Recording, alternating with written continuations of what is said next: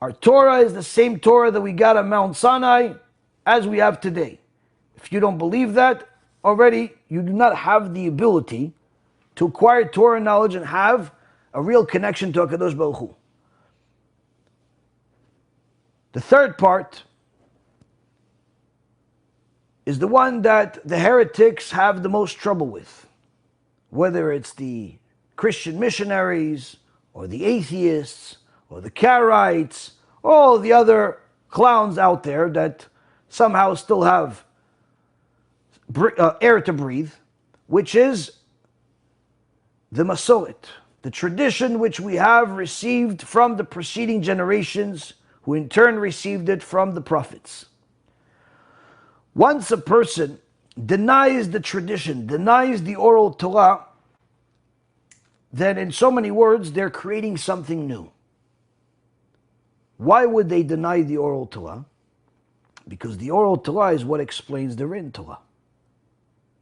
Without the oral Torah, it's impossible to understand or even read the written Torah. But if you go to one of these Karaites that somehow still exist in the world in small little communities, and you ask them, how do you read and understand what the written Torah says if you deny the validity and divinity of the oral Torah? They'll tell you, we open it, and whatever we understand, we understand.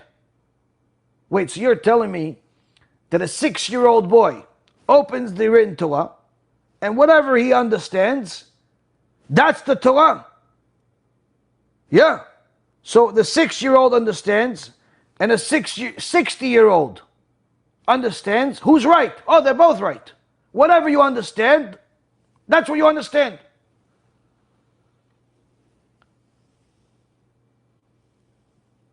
Now, as stupid as that sounds, this is a belief system that goes back already hundreds of years.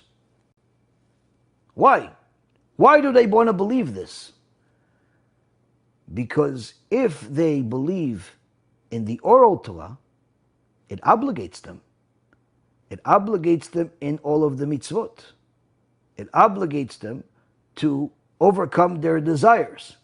It obligates them to fix their defective mind.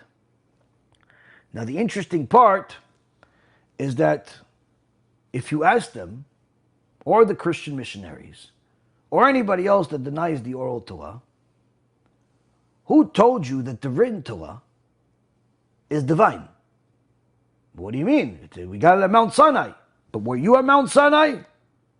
No. So how do you know that the written Torah that we have today, the 5 books of Moses, are what we got at Mount Sinai? How do you know? You weren't there. So how do you know? Well, it's from tradition and, oh, wait, so you do have an oral Torah. It's just selective oral Torah. It's whatever you want to believe. The oral Torah that says that you're not allowed to drive on Shabbat, you don't want to believe that. The oral Torah that says that you're not allowed to intermarry, you don't want to believe. The oral Torah that says you're not allowed to waste seed, you don't want to believe.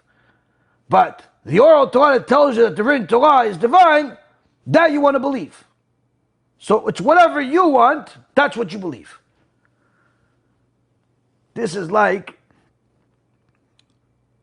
a story where there was two ministers of the king, that wanted to prove a point. There was a debate among them. One said that speech is of utmost importance, while the other said silence is much more important than speech. The king was entertained by this debate, and he said, okay, let's have a debate. So the one that's arguing for speech gets up and starts giving a speech of why speech is so important. And he speaks eloquently for 40 minutes. At the end of his speech, everyone is impressed.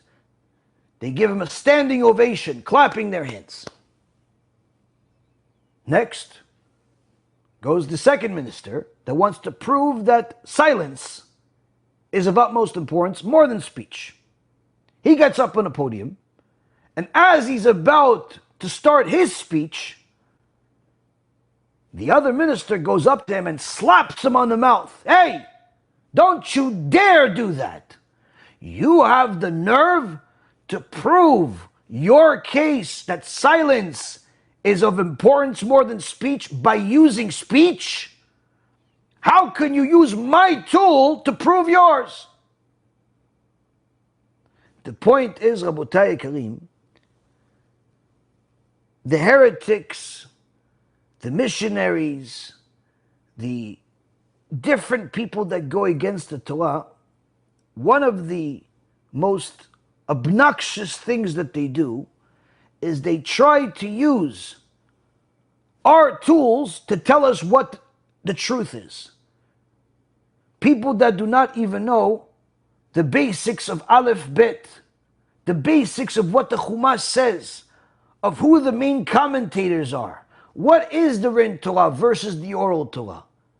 They want to tell us what the Torah means. They want to tell us what's valid. They want to tell us what's true. You're coming to tell us what we should believe when you don't even know anything about our belief. That's the most bizarre. So how come they have an audience? Because unfortunately, the vast majority of people out there, that they simply don't learn Torah. They don't know what Torah is themselves. And therefore, they're stuck with their own defective mindset that shuts them off from acquiring Torah knowledge, because anytime Torah knowledge is introduced to them, it's introduced with, well, if you learn Torah and you follow the Torah, then you're not allowed to fulfill your desires. Then you're not allowed to eat what you want. Then you're not allowed to marry who you want. Then you're not allowed to do this. Then you're not allowed to do that. So because they have such dedication to their desires, their materialism, their physicality, they're not even allowing themselves to learn what the Torah actually says, because they hear that the Torah is going to stop them from fulfilling their desires. And the teachers that are manipulating them, how do they manipulate them to follow them? Simple. Say, here by us. They'll tell them at Christianity, at Karaitism, at Heresy World, God needs you. God, loves you no matter what you do. You could do whatever you want. You could fulfill your desires. You could do what you want. So how do they sell their lies? Very simple. By letting people think that they could do whatever they want. They could simply do whatever they want. They could act however they want. This, unfortunately, is not just in different religions. This is also in Judaism. You have, unfortunately, some liars that are speakers, which I mentioned a couple already today. How do they get the public to follow their deformed mindset? By taking advantage of other people's defective mindset.